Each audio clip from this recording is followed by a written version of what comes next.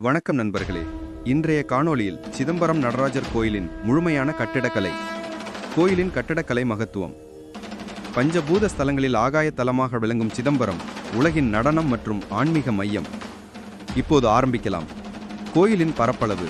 சிதம்பரம் கோயில் 40 ஏக்கர் பரப்பளவில் அமைந்துள்ளது. முக்கிய அம்சங்கள்: 4 பெரிய ராஜகோபுரங்கள், 4 திசைகளில், 5 சபைகள் அதாவது மண்டபங்கள், பல சிறிய சன்னதிகள், பொன்னம்பலம் தங்க கூரை, சிவகங்கை குளம். கோயில் திராவிட கட்டடக்கலையின் சிறந்த எடுத்துக்காட்டு. 4 ராஜகோபுரங்கள். கோபுரங்களின் விவரம்: ஒவ்வொரு கோபுரமும் 135 அடி உயரம், 9 நிலைகள், சிவப்பு வெள்ளை கற்களால் கட்டப்பட்டுள்ளன. 4 கோபுரங்கள். கிழக்கு கோபுரம் ராஜகோபுரம், முக்கிய நுழைவு. மேற்கு கோபுரம் திருமுல கோபுரம். தெற்கு கோபுரம் சோமாஸ்கந்த கோபுரம். வடக்கு கோபுரம் நட்டார் கோபுரம். சிற்பங்கள். கோபுரங்களில் 108 கரண சிற்பங்கள் உள்ளன. 108 கரணங்கள் பரதநாட்டிய நடன நிலைகள். ஒவ்வொரு சிற்பமும் ஒரு நடன நிலையை காட்டுகிறது. இது நடன கலைக்கான உலகின் முதல் காட்சி கலை களஞ்சியம். கட்டிய காலம்: குலோத்துங்க சோழன் 3 காலம், கிபி 15-13. Ponnambalam தங்கக்கூரை. Ponnambalam equals to Pon plus அம்பலம், அதாவது கூரை. சிறப்பு அம்சங்கள்: தங்க தகடுகளால் மூடப்பட்ட கூரை, 21,600 தங்க ஓடுகள். ராஜராஜ சோழன் 2 காலம், கிபி 1150. 21,600 எண்ணின் மர்மம்: ஒரு மனிதன் ஒரு நாளில் 21,600 முறை சுவாசிக்கிறான். ஒவ்வொரு மூச்சும் சோகம், அதாவது நான் அவன் என்று ஓதுகிறது. ஆக கூரையின் ஒவ்வொரு ஊடும் நம் மூச்சை குறிக்கிறது. நாம் ஒவ்வொரு கணமும் இறைவனை நினைக்கிறோம் என்பதே இதன் பொருள்.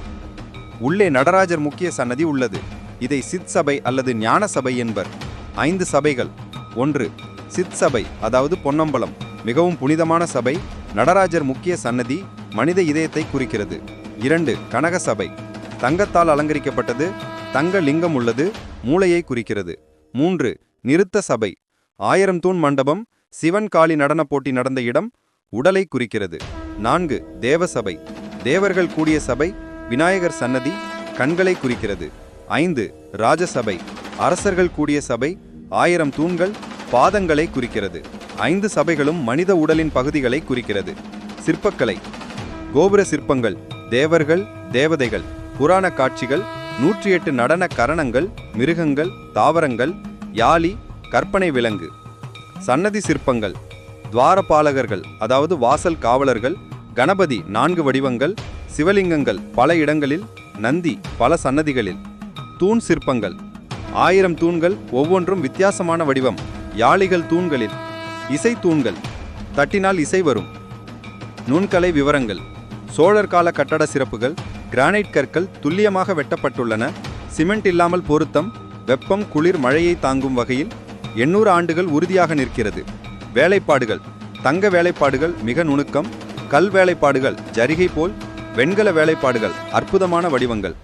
வாஸ்து சாஸ்திரம்: கிழக்கு நோக்கிய முக்கிய சன்னதி, சூரிய ஒளி நேராக உள்ளே வரும் வகை, காற்று சுழற்சி முறையாக, நீர் வடிகால் அமைப்பு சிறப்பு. தீட்சிதர்கள் பரம்பரை குருக்கள். சிதம்பரத்தின் மிக சிறப்பான அம்சம் தீட்சிதர்கள். யார் இவர்கள்? சுமார் 3000 குடும்பங்கள், பரம்பரையாக பூஜாரிகள், சோழர் காலத்திலிருந்து பணியாற்றுகின்றனர். தனித்துவம்: தலையில் குடுமி, நெற்றியில் சிவபூண்டு, மற்ற ஆடை ஆபரணங்கள் இல்லை. கூட்டுச்சொத்து முறை: ஒவ்வொரு குடும்பமும் ஆண்டின் குறிப்பிட்ட நாட்களில் பூஜை. இந்த முறை உலகில் வேறு எங்கும் இல்லை. கட்டடக்கலை மனித சாதனையின் சிகரம். 800 ஆண்டுகள் கடந்தும் நிற்கும் கோயில்.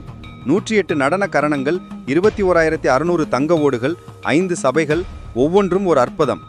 சிதம்பரம் வெறும் கோயில் அல்ல, இது நடனத்தின் தாயகம், ஆன்மீகத்தின் மையம், கலையின் கலை களஞ்சியம், தமிழ் பண்பாட்டின் பெருமை. ஒவ்வொரு தமிழனும் வாழ்நாளில் ஒரு முறையாவது சிதம்பரம் சென்று பொன்னம்பலத்தில் நடராஜரை தரிசித்து அந்த தெய்வீக ஆனந்த தாண்டவத்தை உணர வேண்டும். நடராஜரின் நடனம் நம் இதயத்திலும் நடக்கிறது. நாமும் அந்த காஸ்மிக் டான்ஸின் ஒரு பகுதி. உங்களுக்கு இந்த காணொளி பிடித்திருந்தால் லைக் செய்யுங்கள். உங்கள் நண்பர்களுடன் ஷேர் செய்யுங்கள். கமெண்ட்ஸில் உங்கள் சிதம்பரம் அனுபவங்களையும் கேள்விகளையும் பகிருங்கள். மேலும் தமிழக கோயில் வரலாறு, தல புராணங்கள், கட்டடக்கலை பற்றிய காணொளிகளுக்கு எங்கள் சேனலை சப்ஸ்கிரைப் செய்யுங்கள். பெல் ஐக்கானை அழுத்துங்கள். அம்பலவானா, ஆடும் குழகா, ஆனந்த நடனம் புரிந்த நடராஜா, எங்களுக்கும் உன் திருவடி தரிசனம் கிடைக்க அருள் புரிவாயாக. ஓம் நம சிவாய. நன்றி, வணக்கம்.